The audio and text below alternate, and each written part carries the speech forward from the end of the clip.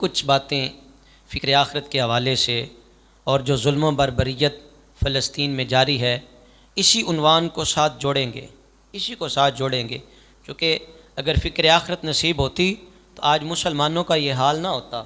اگر ہمیں یہ سوچ ہمارے دل و دماغ پر غالب ہوتی کہ اللہ قیامت والے دن پوچھے گا، اللہ سوال کرے گا، تو کیا جواب دیں گے؟ ہمارے پاس کیا ہے جو اپنے رب کی بارگاہ میں پیش کر سکیں؟ اقبال نے تو تڑپ کے کہا تھا، تو غنی از ہر دو عالم من فقیر، روز محشر عذر ہائے من پذیر، گر تومی بینی حسابم ناگزیر، از نگاہ مصطفیٰ پنہا بگیر۔ یا اللہ حساب نہ لینا، اور اگر بڑا ضروری حساب لینا ہوا پہلے تو کہتے یا اللہ معاف ہی کر دے، مہربانی فرما، تو حساب نہ لینا، اور پھر کہتے یا اللہ اگر بڑا ہی ضروری ہے حساب لینا تو پھر رسول پاک کے سامنے حساب نہ لینا۔ اور میرے بھائیوں، میرے دوستوں، میرے بزرگوں، اللہ کا سامنا بھی ہے اور رسول خدا کا سامنا بھی ہے۔ تو آج وقت ہے حق کو پہچانیں، حق کا ساتھ دیں، حق کے لیے آواز اٹھائیں اور ظالم کا راہ روکیں، ظالم کے آگے رکاوٹ بنیں۔ وہ حضور سید عالم علیہ السلام نے فرمایا 3 طریقے ہیں، اگر اللہ نے تمہیں ہمت دی ہے تو ظلم کو زبان سے روکو، ہاتھ سے روکو، پھر کہا زبان سے روکو، اور کہا اتنی ہمت نہیں تو کم از کم دل سے تو برا جانو۔ آج یہ بھی مشکل آ گئی کہ اگر ہم بائیکاٹ کا کہیں، پچھلے جمعہ کو بھی عرض کی گئی تھی، اس جمعہ کو بھی یہی عرض کرتا ہوں، اگر بائیکاٹ کا کہا جائے تو آگے سے وہ جو سیکولر قسم کے لوگ ہیں اور جن دنیا پرست لوگ ہیں، جو عجیب منطق گھڑی ہے، عجیب تماشا ہے، یار ہم بات دین کی کریں، یہ گھما پھرا کے جو دین دشمن لوگ ہیں یہ کہاں سے کہاں تک بات کو لے جاتے ہیں۔ سو بات اصل میں کیا ہے؟ اصل میں ہے جب اللہ رسول کا خوف ہو تو پلے بھی بات تب ہی آئے گی، سمجھ بھی تب بھی آئے گی جب اللہ اس کے رسول کا خوف ہو، اور جب خوف نہ ہو، حیا نہ ہو، تو پھر نبی پاک علیہ السلام نے فرمایا جس کے پاس حیا نہیں وہ جو مرضی کرتا پھرے، اس کی تو رسی کھلی چھوڑ دی گئی ہے نا، ڈھیل دے دی گئی ہے۔ جس نے حیا نہیں کرنا، ابو جہل بھی تو وہی تھا نا، خود ہی ڈیمانڈ کرتا تھا، اے محمد صلی اللہ علیہ وسلم بتائیں میری مٹھی میں کیا ہے؟ تو سرکار دو عالم علیہ السلام فرماتے ہیں میں بتاؤں یا جو تیری مٹھی میں ہے وہ بتائے محمد عربی کا مقام کیا ہے؟ اس نے کہا یہ تو عجیب ہی ہو جائے یار، اس سے بڑا معجزہ جو خود ڈیمانڈ کر رہا تھا، اگر یہ کر کے دکھا دیں، یہ کر کے دکھا دیں، یہ کر کے دکھا دیں۔ تو سرکار نے اشارہ کیا، مٹھی میں سے کینکریوں نے رسول اللہ کا کلمہ پڑھا، وہ سڑیاں کھجوراں اگا جان دائے تے پتھراں نو کلمے پڑھا جان دائے، اور قطرے کو سمندر، ذرے کو ستارہ کرتے ہیں، کونین کو خم آ جاتا ہے جب زلف سنوارا کرتے ہیں۔ بھائی یہ باتیں ان لوگوں کے لیے ہیں جن کے دلوں میں خوف خدا ہے، اللہ رسول کا حیا ہے، ادب ہے، احترام ہے، یہ چیزیں ان لوگوں کے گوش گزار ہیں۔ کم از کم ظلم کے خلاف جتنی آواز بلند کر سکتے ہیں کریں۔ قیامت والے دن جب میدان معاشر لگے تو فلسطین والوں نے تو سوال کرنا ہے، اللہ کی بارگاہ میں سوال کریں گی، وہ مائیں، وہ بہنیں، وہ بیٹیاں، وہ بچے جو ذبح کیے جا رہے ہیں، اللہ کی بارگاہ میں میدان معاشر میں اکٹھے ہو کے پوچھیں گے، سوال کریں گے، بتاؤ نا بھائی کیا جواب ہوگا تمہارے پاس؟ اگر کچھ کیا ہو تو کم از کم وہ جو چڑیا، وہ جو پرندہ چونچ میں پانی کا قطرہ لا کر کے نار نمرود کو بجھا رہی تھی، کسی نے پوچھا بھی وہ آگ اتنی بھڑکتی ہے، وہ بھڑکتی ہوئی آگ آسمان سے باتیں کر رہی ہے، تیرے ایک قطرے سے کیا بنے گا؟ ایک قطرے سے کیا کرے گی تو؟ یہ بجھ جائے گی؟ اس نے بڑا سونا جواب دیا، اس نے کہا مجھے پتہ ہے اس قطرے سے آگ نہیں بجھے گی، پر ابراہیم کے حبداروں میں تو آ جاؤں گی نا۔ اللہ کے خلیل کے جو محبت کرنے والے ہیں، اللہ کے خلیل کے جو حبدار ہیں، کم از کم میں ان لوگوں میں تو میں شامل ہو جاؤں گی نا۔ یار اب نہیں جا سکتے، نہیں ہمارے پاس اتنے سورسز، نہیں وسائل اتنے، کم از کم ان لوگوں میں تو ہم شامل ہو جائیں جن کے دلوں میں اللہ رسول کا خوف ہے، جو مسلمانوں کا درد رکھنے والے ہیں، جو مسلمانوں کا درد محسوس کرنے والے ہیں، کم از کم ان لوگوں کی فہرست میں تو ہم آ جائیں۔ اللہ تعالیٰ سے دعا کرتے ہیں اللہ اس امت پہ اپنا خاص ہی فضل فرمائے، اللہ خاص ہی کرم فرمائے، اور یقیناً اس کی رحمت کے سوا چارہ ہی کوئی نہیں ہے، اس کے فضل اور اس کے کرم کے بغیر چارہ ہی کوئی نہیں ہے۔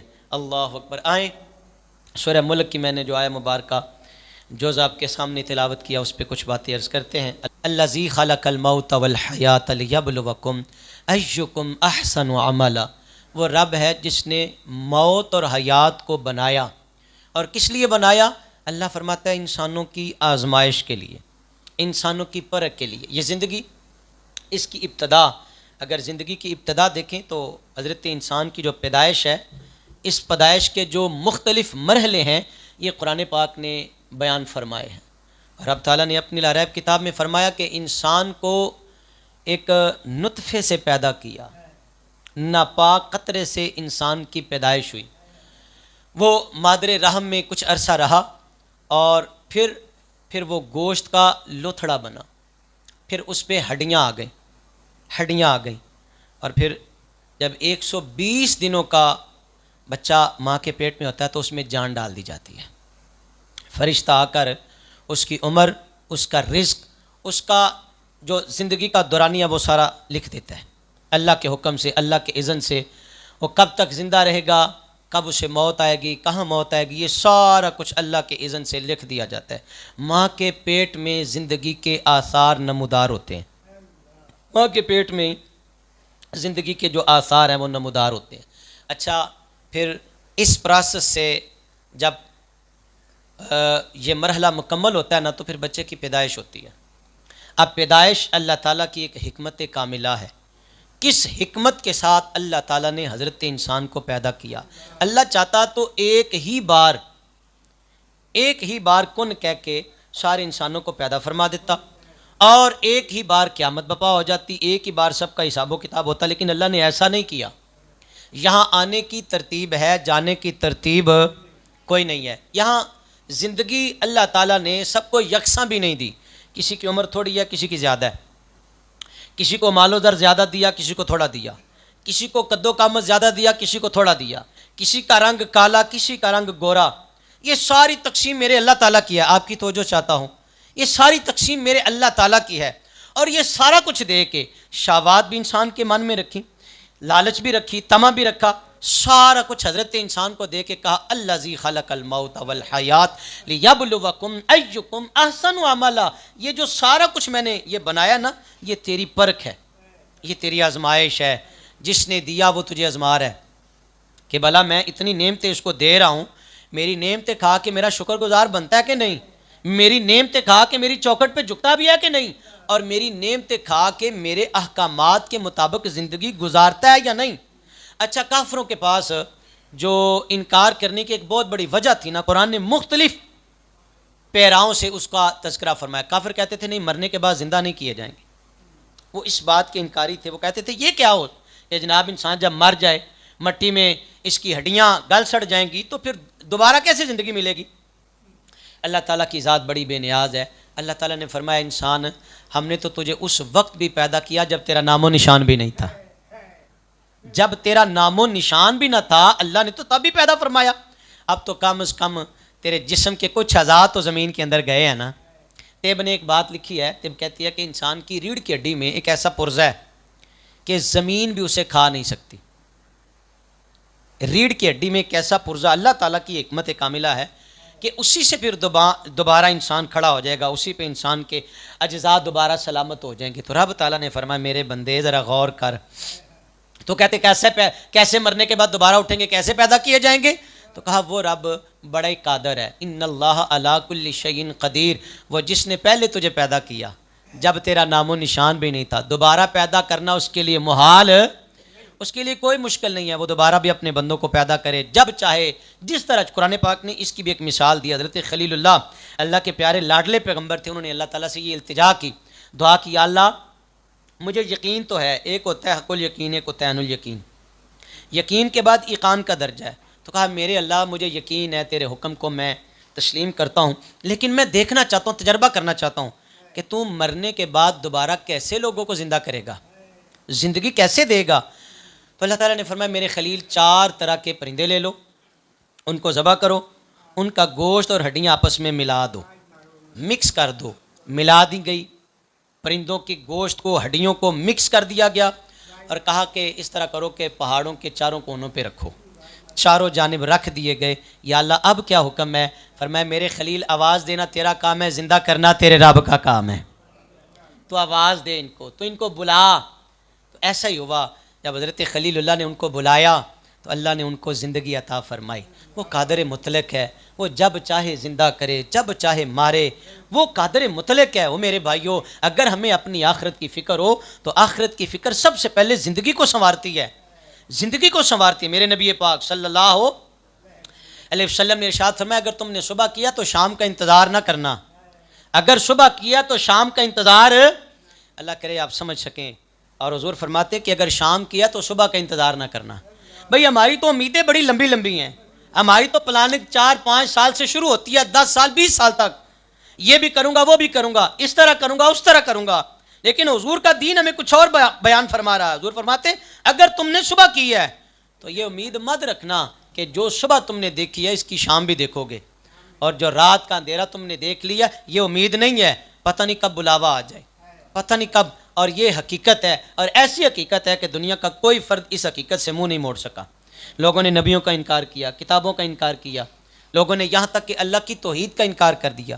یہ نہیں مانتے اللہ کو، کہتے نہیں اسی طرح ساری کائنات مارز وجود میں آ گئی تھی، اللہ ہے ہی نہیں، معاذ اللہ. امام اعظم سے اسی بات پہ مکالمہ ہوا تھا، اسی بات پہ مناظرہ ہوا تھا، تو کہا چلو ٹھیک ہے میں دلائل پیش کروں گا اور تم ان دلائل کو رد کرنا.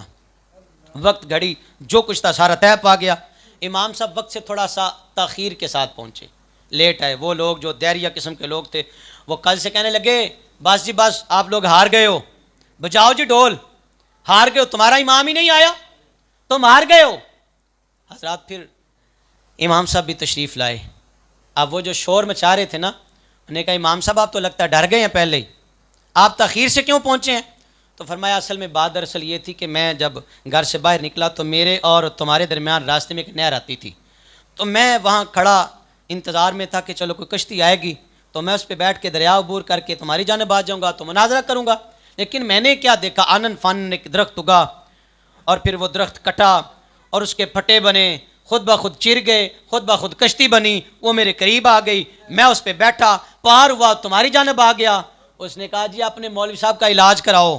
وہ جو دیریہ قسم کے لوگ تھے نا، انہوں نے ٹھٹھا کرنا شروع کیا. انہوں نے کہا جناب ایسا ممکن ہے خود بخود درخت کٹے اور خود بخود کشتی بن جائے؟ بھئی جب تک کوئی کشتی بنانے والا نہیں ہوگا، آرے پہ درخت جائے گا، چرے گا، پھٹے آئیں گے، وہ بڑائی اس کی کشتی بنائے گا، یہ امپوسیبل، یہ ممکن ہی نہیں ہے، یہ کیسے ہو سکتا ہے؟ تو امام صاحب پھر کھڑے ہوئے اور جلال میں آ کے کہتے اوے ظالمہ ایک کشتی تیری عقل میں نہیں آ رہی، اتنی بڑی کائنات عقل میں کیسے آئے گی؟ اگر ایک کشتی خود بخود نہیں بن سکتی اور خود بخود چل نہیں سکتی تو ذرا بتا نا اتنی بڑی کائنات مارز وجود میں کیسے آ گئی؟ اور پھر یہ چل خود بخود کیسے رہی؟ اس کا مطلب ہے اس کو بنانے والا ایک خدا ہے اور اس کو چلانے والا بھی ایک ہی خدا ہے. تو دیریہ وہ تھے کہ جنہوں نے خدا کی توحید کا بھی انکار کیا مگر موت کا انکار وہ بھی نہیں کر سکے. صاحبو موت کا انکار کسی نے نہیں کیا، لیکن قابل غور بات یہ ہے کہ اگر سب کو یہ علم ہے کہ موت آنی ہے تو ہم نے تیاری کیا کی ہے؟ ہم نے کیا تیاری کی ہے موت کے لیے؟ حضرت عمر بن عبدالعزیز رضی اللہ تعالیٰ عنہ، خوف خدا والے لوگ، کہتے میں ایک جنازے میں گیا تو ابھی قبرستان داخل ہوا تو لوگوں نے دیکھا کہ حضرت عمر بن عبدالعزیز ایک کونے میں بیٹھے اور رونے لگے، داڑے مار کے رونے لگے. لوگوں نے پوچھا حضور کیا ہوا؟ ابھی تو جنازہ نہیں پڑھا، جنازہ پڑھ لیں، دعائیں خیر کر لیں. حضور کیا ہوا، رونے لگے پہلے؟ تو فرماتے ہیں کہ جب میں قبرستان داخل ہوا نا تو تمہیں کچھ آواز نہیں آئی؟ مجھے تو ایک آواز نے جھنجھوڑ دیا مجھے تو اس آواز نے. کہا حضور کیا ہوا؟ تو کہا ایک ایسی دردناک آواز میرے کانوں میں پڑی اور اس نے مجھے جھنجھوڑ کے کہا اے عمر بن عبدالعزیز اپنے مردوں کو چھوڑ کے چلے جاتے ہو، پلٹ کے خبر نہیں لیتے؟ جاندی وار ڈراؤنا بنیا تے ہاتھ نہیں جے لاندے ڈر دے، جنہ لئی لکھ پاپ کمائے کتھے نہیں تیرے گھر دے، تے لوئے لوئے بھر لے کڑیے جے دودھ پانڈا پرنا، شام پئی بن شام محمد تے گھر جاندی نے. اکیلے ہی جاؤ گے یہاں سے، اکیلے ہی جاؤ گے، اور اکیلے جب وہاں پہ پہنچو گے تو ساتھ کیا لے کے جاؤ گے؟ اپنے اعمال، اپنی کرتوتے لے کے قبر میں اترو گے. کہا عمر بن عبدالعزیز اپنے پیاروں کو چھوڑ کے چلے جاتے ہو، کبھی پلٹ کے خبر نہیں لی؟ قبر ان کے ساتھ سلوک کیا کرتی ہے؟ قبر ان کے ساتھ، کہا کیا کرتی ہے قبر ان کے ساتھ سلوک؟ کہا ان کی ہڈیاں گوشت سے علیحدہ کر دی جاتی ہیں. اچھا یہ بھی ایک روایت ہے، سن لیں. فرمایا کہ قبر میں جب مردے کو رکھا جاتا ہے تو قبر دباتی ہے مردے کو. اللہ کرے یار آپ کی توجہ چاہتا ہوں، مہربانی کریں اور بیٹھیں بھائی. قبر مردے کو کیا کرتی ہے؟ آپ سمجھ رہے ہیں؟ آپ میرا خیال ہے یہ موضوع سننا ہی نہیں چاہتے. قبر کیا کرتی ہے؟ دباتی ہے. اس کی دو قسمیں ہیں. پہلی قسم کیا ہے؟ وہ جو نیکوکار اللہ کے نیک برگزیدہ بندے جب قبر میں اترتے ہیں تو قبر انہیں اس طرح دباتی ہے جس طرح ماں بچے کو پیار سے دباتی ہے. جس طرح ماں اپنے بچے کو پیار کرتی ہے نا, اور وہ سینے کے ساتھ لگاتی اور دباتی بھی ہے, لیکن اس کے دبانے میں ایک لطف ہے, ایک مزہ ہے, ایک جناب کیفیت ہے. لیکن وہ جو بدکار, وہ جو اللہ کی پناہ, اللہ رسول کا گناہ گار بندہ قبر میں جاتا ہے نا, تو کہا اس کو اس طرح دباتی ہے, اس جانب کی پسلیاں دوسری جانب پیوست ہو جاتی ہیں. اس طرح کہا عمر بن عبدالعزیز, اس کا گوشت اور ہڈیاں علیحدہ کر دی جاتی ہیں اور پھر کیڑے مکوڑے آتے ہیں. تو کہا لوگو, جس کے سامنے قبر کے یہ احوال ہو, مجھے بتاؤ وہ ہنس سکتا ہے؟ وہ روئے نہ تو اور کیا کرے؟ اگر تم نے یہ آواز سن لی ہوتی تو تم بھی دھاڑے مار کے روتے. حضرت عبداللہ البکری, آپ نہ جا رہے تھے دوران سفر, آپ نے 3 قبریں دیکھی جن کی حیت بالکل سیم تھی, ایک ہی طرح کی تینوں قبریں, اور تینوں قبروں پہ کتبہ مختلف تھا, مفہوم ایک ہی تھا لیکن تحریر تھوڑی سی مختلف تھی. پہلی قبر پہ لکھا تھا کہ جس بندے کو یہ پتہ ہے کہ اللہ نے مجھ سے سوال کرنا ہے, اللہ نے پوچھنا ہے, آؤ بھی کیا لے کے آئے ہو.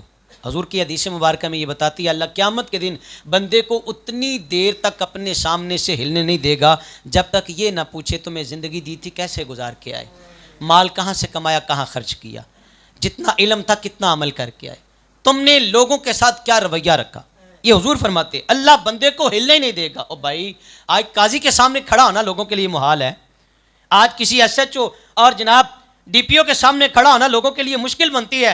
اور کسی وکیل سے پوچھیں وہ کتنی تیاری کرتا ہے, کہتا ہے میں اپنے قرآن کو سچا ثابت کروں. یار ہمارے پاس قرآن جیسی اتنی عظیم کتاب ہے, نبی پاک علیہ الصلوۃ والسلام کی سنت مبارکہ جیسی اتنی بڑی نعمت ہمارے پاس, اور مسلمان پھر بیچارہ دھکے کھا رہا ہے, مسلمان پھر بیچارہ کبھی فلسطین میں کٹ رہا ہے, کبھی کشمیر میں کٹ رہا ہے. اس کی وجہ کیا ہے؟ کبھی آپ نے کھنگالا؟ ہمیں دنیا سے فرصت ملے تو ہم کھنگالے نا, ہمیں لوگوں کی ٹو لگانے سے فرصت ملے تو ہم اپنے اندر جھانکے نا, کہ جب اللہ پوچھے گا کیا جواب دیں گے؟ کیا جواب جرم دو گے تم خدا کے سامنے جب خدا نے پکڑ لیا بلا کر تمہیں سامنے. پہلی قبر پہ کیا لکھا تھا؟ کہا وہ بندہ جسے یہ پتا ہے کہ اللہ نے سوال کرنے ہیں, اللہ نے پوچھنا ہے کیا لے کے آئے ہو, زندگی کیسے گزاری ہے, بھلا وہ بھی دنیا کا ہو سکتا ہے, بھلا وہ بھی دنیا دار ہو سکتا ہے. کہا میں نے دوسری قبر پہ جو کتبہ لکھا دیکھا تھا, کہا تحریر کا مفہوم یہی تھا کہ جسے پتا ہے اچانک موت آ جائے گی, جسے یہ پتا ہے اچانک موت نے آنا ہے, بھلا وہ بھی دنیا میں گمسم ہو سکتا ہے, بھلا وہ بھی رب کو بھول سکتا ہے. کہا تیسری جو قبر تھی اس پہ لکھا تھا کہ جسے پتا ہے کہ قبر نچوڑ دیتی ہے, قبر گوشت سے ہڈیاں علیحدہ کر دیتی ہے, بھلا وہ بھی اللہ کی رحمت سے دور رہ سکتا ہے, وہ بھی سجدوں سے دور. وہ حضرت عبداللہ کہتے کہ بڑا پریشان تھا کہ یہ قبریں بھی ایک جیسی ہیں, تحریریں بھی ملتی جلتی ہیں, یہ ہے کون؟ کہتے میں تھوڑا سا آگے بڑھا تو مجھے ایک بابا جی دکھائی دیے. تو بابا جی نے سوال کیا, ظاہر ہے کہ اس طرح کی کوئی آپ عجیب چیز دیکھیں گے تو لوگوں کو پتہ ہوتا ہے, آپ کے علاقے میں کوئی نیا بندہ آئے تو دربار شریف کی جانب دیکھے, وہ ٹائل لگی دیکھے, وہ سوال کرے گا جی کون ہے, یہ کیسے بزرگ یہاں سے آئے. تو بابا جی نے پوچھا پتر کیا بات ہے؟ تو کہا حضور یہ جو 3 قبریں ایک ہی جیسی, تحریر بھی ملتی جلتی, میں سوچ میں پڑ گیا ہوں کہ یہ کون ہے. نے کہا پتر یہ تینوں سگے بھائی تھے, یہ تینوں سگے, اللہ اکبر, یہ تینوں سگے بھائی تھے. تو بابا جی پھر ان کی کہانی سناتے ہیں. کہا ان تینوں میں سے ایک بادشاہ کا وزیر تھا, ایک بادشاہ کا وزیر بھی تھا اور سپہ سالار بھی تھا. صرف وزیر ہی نہیں تھا, فوج کا کماندار بھی تھا, سپہ سالار بھی تھا, اور دوسرا بہت بڑا تاجر تھا, بہت بڑا تاجر, اس کے بعد بڑا مال و زر تھا, اور تیسرا جو وہ درویش تھا, فقیر ٹائپ تھا. یہ بھائیوں سے کہتا تھا اے آ جاؤ یار اللہ دی بارگاہ وچ بھی آ جاؤ. یہ کہتا تھا مالی دا کم پانی دینا تے پر مشکاں پاوے, او مالک دا کم پھل پھل لانا, او لاوے یا نہ لاوے. وہ درویش تھا نا, وہ اپنے بھائیوں سے کہتا تھا. کہا پھر اتفاق ایسا ہوا کہ درویش بیمار ہو گیا. جب بیمار ہوا نا تو وہ دونوں بھائی سرانے کھڑے تھے اور کہتے تھے بھائی ہمارے لیے کوئی وصیت ہے تو بتا. ایک کہتا تھا میری فوج بڑی ڈاڈی ہے, بھائی کوئی کام ہے تو مجھے بتا. وہ جو مالدار تھا وہ کہتا تھا حضور مینوں کچھ دسو, میرے پاس بڑی دولت ہے, میرے پاس مال و زر ہے. تو وہ جو درویش تھا نا اس نے کہا پتر میرے بھائیوں, میرے عزیزو, میں نہ تم سے دولت کی ڈیمانڈ کرتا ہوں اور نہ ہی مجھے تمہاری فوج کی ضرورت ہے.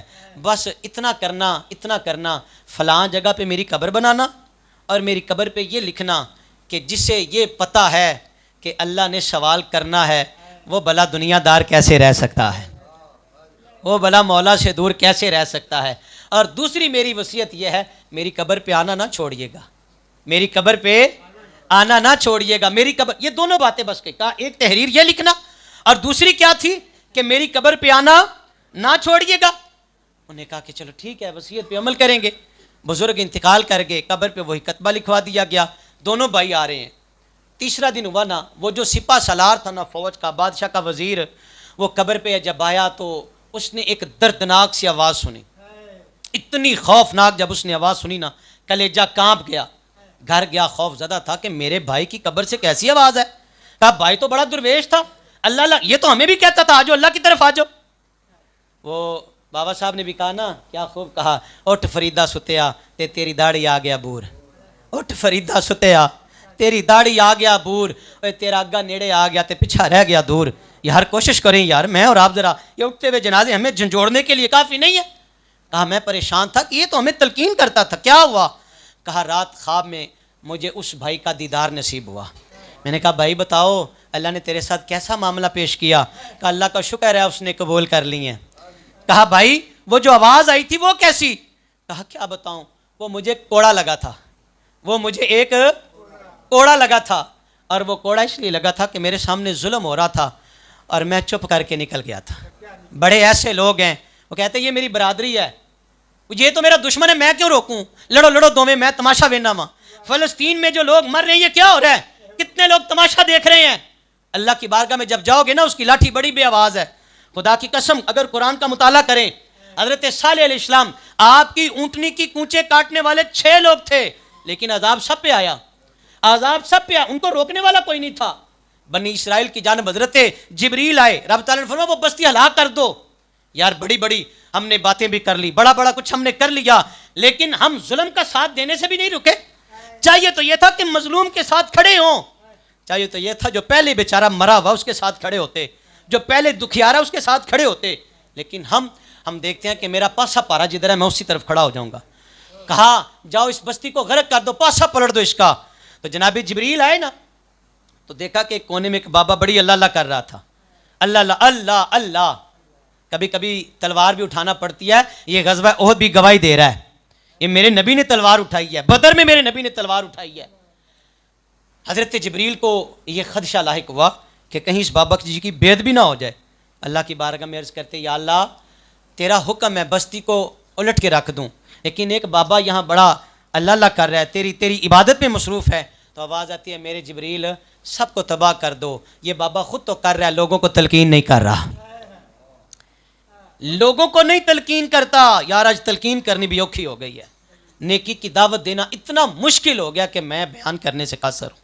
اور برائی تو بے دریغ ہے، یہاں کوئی ٹھیا لگا کے دیکھو، میلہ ٹھیلا لگا کے دیکھو، بن بلائے لوگ کشاں کہاں سے آئیں گے، اور محفل کا اعلان کرو جی آج محفل ہے، فلاں وقت محفل ہے، ہم کھینچ کے کہیں گے آجا یار 2 منٹ تیری مہربانی آجا۔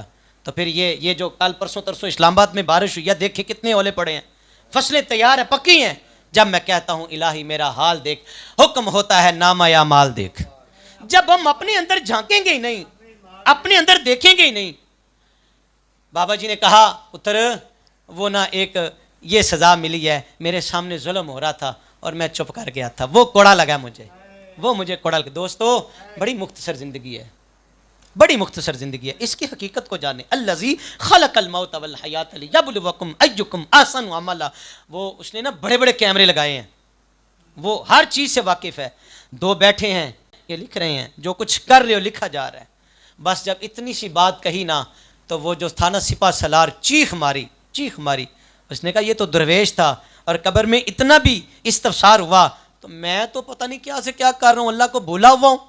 صبح ہوئی استعفیٰ لکھا بادشاہ کی طرف، کہا اب مجھے تیری نوکری کی ضرورت نہیں ہے، چھوڑ دیا سارا کچھ، اور کہا کہ اب میں اپنے اللہ کے دین کی خدمت میں لگوں گا۔ جو مال تھا وہ بھی اللہ کی راہ میں لٹا دیا، سارا کچھ اللہ کی راہ میں بانٹ دیا۔ حضرات پھر کیا ہوتا ہے، پھر اس کی بھی جو ہے نا وہ اخیر وقت آتا ہے اس کا بھی۔ تو وہ جو تیسرا بھائی تھا نا، اس نے کہا کہ میں بڑا مالدار ہوں، بتا کوئی وصیت ہے تو مجھے بتا۔ اس نے کہا بس وصیت یہی ہے، میری قبر میرے بھائی کے ساتھ ہی بنا دینا، اسی طرح کی قبر بنانا، اور کتبہ یہ لکھنا کہ جسے یہ پتہ ہے جسے یہ پتہ ہے کہ اچانک موت آ جائے گی اور وہ موت کی تیاری نہ کرے وہ کتنا بے وقوف بندہ ہے. جسے پتہ ہے اچانک موت آ جائے گی. کہا ایسا ہی ہوا. اور دوسری وصیت وہی کی کہ میری قبر پہ آنا نہ چھوڑنا, تو میرا بھائی ہے, آئے گا دعا کرے گا, پتہ نہیں تیری دعا سے ہی اللہ مہربانی فرما دے, پتہ نہیں اللہ مہربانی. کہا ایسا ہی ہوا. وہ جو مالدار بھائی تھا اس نے بھی دوسرے تیسرے دن جب قبر پہ حاضری دی تو اسے بھی عجیب آواز سنائی دی. رات خواب میں اپنے بھائیوں سے وہ ملاقات کرتا ہے, وہ ملاقات کرتا ہے اور پوچھتا ہے بتاؤ. تو وہ جو گیا تھا نا سپہ سالار تھا, اس نے کہا اللہ کا شکر ہے اس نے میری توبہ قبول فرما لی ہے, اس نے میری توبہ قبول, اللہ کا شکر ہے. میرا بھائی بھی اس کی رحمت کے سائے میں ہے اور میں بھی اس کی رحمت کے سائے, اور تجھے بھی یہ پیغام ہے, آجا اللہ کی بارگاہ میں آجا, آجا اللہ کی چوکھٹ پہ جھک جا. صبح اس نے بھی سارا مال اللہ کی راہ میں تقسیم کیا, اور اسی طرح اس نے بھی وصیت. بابا جی نے کہا پتر یہ وہ تینوں بھائی ہیں جنہوں نے موت کو یاد رکھتے ہوئے اپنی زندگی میں اپنی کایا کو پلٹ لیا تھا. آسے آسے عمر گزاری تے چلے خار ہزاراں. یار ہمیں نہیں پتا کب بلاوا آ جائے, ہمیں نہیں پتا, موت اتنی قریب ہے. حضرت عیسیٰ علیہ نبی نہ جا رہے تھے, ایک کھوپڑی دیکھی آپ نے, اسی طرح نا پاؤں سے ٹھوکر لگی کھوپڑی کو, تو آپ نے پوچھا تو کون ہے؟ نبی خدا نے سوال کیا, نبی خدا نے پوچھا تو کون ہے؟ اس نے جواب دیا میں ایک بادشاہ تھا, میں ایک بادشاہ تھا, کبھی تخت پہ بیٹھا کرتا تھا, کبھی تخت پہ بیٹھا کرتا تھا. آج یہ حال ہے کہ لوگوں کی ٹھوکریں کھا رہا ہوں. میرے بھائیوں پتہ نہیں آج زمین کے اوپر چل رہے ہیں اور کب وقت آ جائے کہ زمین کی تہہ کے نیچے چلے جائیں.